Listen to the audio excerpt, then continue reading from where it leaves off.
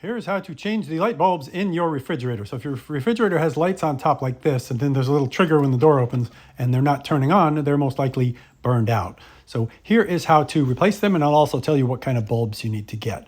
So you can see there are 2 bolts on the bottom of your screen that I have to take out, and then 2 bolts at the top of the screen that I just need to loosen up to slide it out. So if you have a cover like this over your lights, that's how you do it.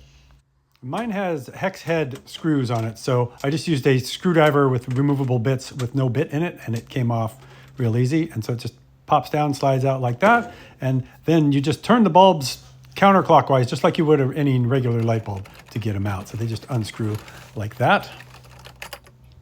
These refrigerator bulbs are model A15 if they look like this. So look for refrigerator bulb A15. The old ones are incandescent. And I'm going to try LEDs this time. There's a link in the description if you want to try some of these. These are some of the cheapest ones I could find. I'm sure they'll work fine. And they just screw in the same way the old ones came out. You might want to unplug your refrigerator if you're really scared about getting electrocuted. I didn't bother. Looks like mine has a safety on it too, because they didn't want to turn on until I hit the switch after putting them in, and then they turned on.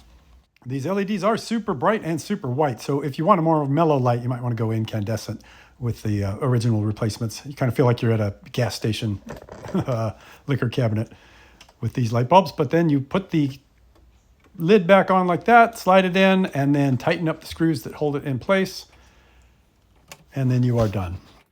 And that's how you replace the A15 light bulb in your refrigerator.